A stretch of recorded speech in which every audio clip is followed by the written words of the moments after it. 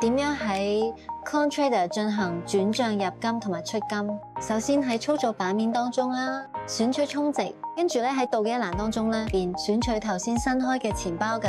下面使用欄中有各項加密貨幣嚟充值，今次用 USDT 嚟做示範。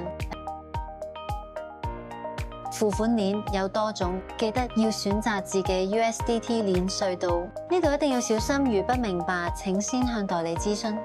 今次我使用 TRX 鏈，輸入存入金額，按發送請求，稍等陣就會睇到二維碼及錢包地址，再喺你哋嘅加密貨幣錢包進行轉賬就得啦。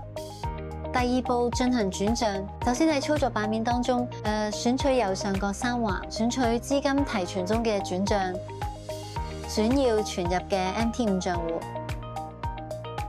輸入金額。再按轉賬同埋確認，底部咧就會出現成功轉賬。你再登入呢個 MT5 就會睇到存入金額就可以進行交易啦。第三步進行出金，首先喺操作版面當中選取提款一欄，選取要提現嘅賬戶，喺下一欄中選取 USDT， 選擇要提現 USDT 嘅收款隧道鏈，呢度一定要小心，今次會示範 TRX 鏈。